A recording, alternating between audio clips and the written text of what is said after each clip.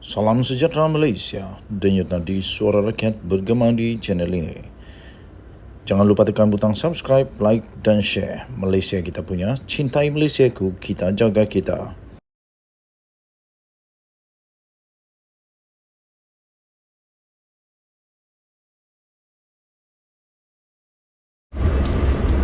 Salam sejahtera Malaysia, denyut nadi suara rakyat bergema di channel ini. Ada satu berita yang agak lucu betul lah. Kalau kamu setuju lucu, kamu boleh tulis sana lucu, tapi apa-apa sajalah. Tiba-tiba saja Wan Saiful, bekas orang kuat Muhyiddin ini, tiba-tiba saja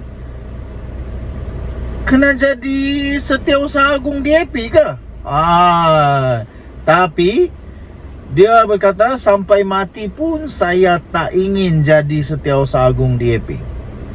Anthony Locke sebelum ini meminta Wan Saiful agar supaya tidak mencampuri urusan DAP, terutama dalam soal bakal-bakal calon yang akan bertanding dalam PRN Pulau Pinang.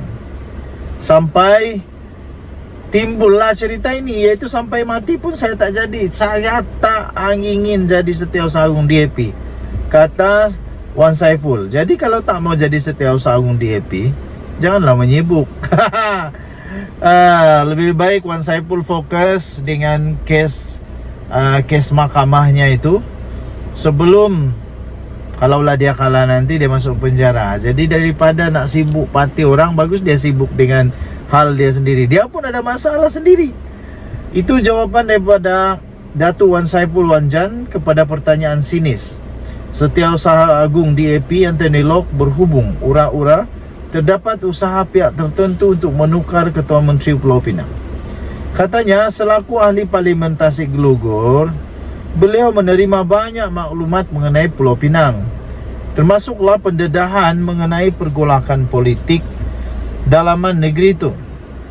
Katanya, pergolakan mereka memberi kesan kepada Pulau Pinang, sebab sekarang ini ada usaha satu kelompok dalam DAP untuk menukar Ketua Menteri yang ada sekarang dengan calon daripada mereka. Nama-nama yang disebut pula ialah seperti ahli Parlimen Bukit Mertajam, Stephen Sim. Apabila saya sebut buat kali pertama beberapa hari lepas bahawa ada usaha dalam DAP untuk menukar Ketua Menteri, Locke mengatakan bahawa Wan Saiful, adakah kamu Setiausaha Agung DAP? Itulah, kamu Setiausaha Agung DAP kah sampai kamu tahu banyak perkara? Aduh. Kemudian dia kata, saya nak jawab kepada Locke pada malam ini. Kalau bagi tawaran, kalau dibayar pun sampai mati pun saya tak ingin jadi Setiausaha Agung DAP. Awas tahu, nanti termakan, terjilat ludah sendiri. Nah, sendiri mau tanggung. Wan Saiful berkata demikian ketika berucap pada satu ceramah perdana Perikatan Nasional Parlimen Bangi Jelajah Selangor Baru di sini pada malam tadi. Locke sebelum ini meminta untuk Wan Saiful agar tidak mencampuri urusan parti itu, terutama dalam soal calon-calon yang bertanding dalam pilihan raya PRN. Beliau juga menasihatkan supaya bekas Ketua Penerangan Parti Pribumi Bersatu Malaysia itu supaya menjaga urusan partinya sendiri berbanding al-ehwal parti lain. Katanya, saya tanya, adakah dia, iaitu Wan Saiful, Setiausaha Agung DAP? Maka dia boleh tentukan calon kita. Soal lo. Jadi itulah, Wan Saiful lebih baik fokuslah dengan parti sendiri, fokuslah dengan masalah sendiri. Kes mahkamah, rasuah.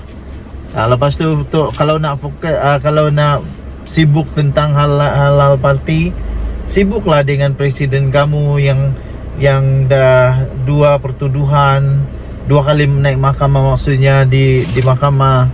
Lebih baik begitu daripada sibuk dengan parti yang lain. Dan jadi suara rakyat bergema di channel ini. Bye-bye. Salam sejahtera Malaysia, denyut nadi suara rakyat bergema di channel ini. PDRM membuat keputusan dan mengumumkan satu perkara yang amat mengejutkan pas dikala persiapan akhir untuk pilihan raya negeri. Polis Diraja Malaysia mengesahkan akan merakam keterangan daripada Adun Kubu Gajah. Polis akan merakam keterangan Khalil Yahya berhubung poster palsu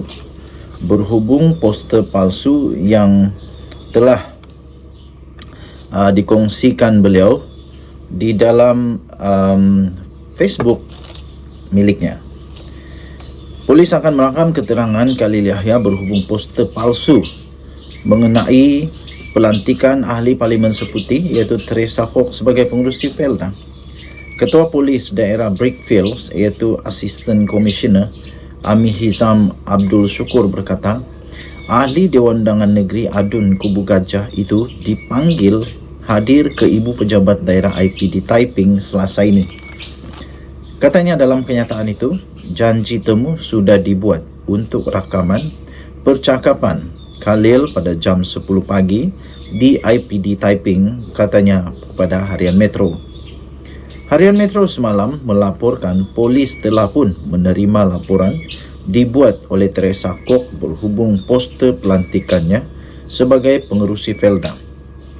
Siasatan polis mendapati berita palsu itu berasal daripada laman sosial Facebook Khalil.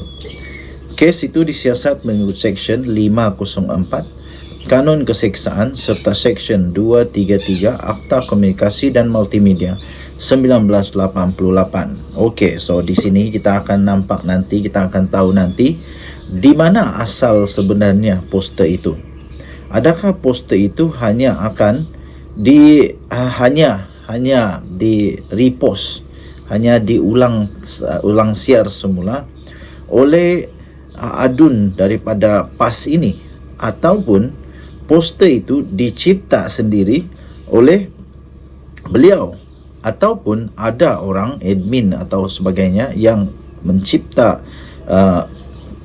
poster itu kemudian dipost oleh beliau. Dan nanti kita akan lihat, akhirnya nanti polis akan siasat juga siapakah yang pertama post poster palsu ini. Dan di sana nanti kita akan tahu kebenarannya.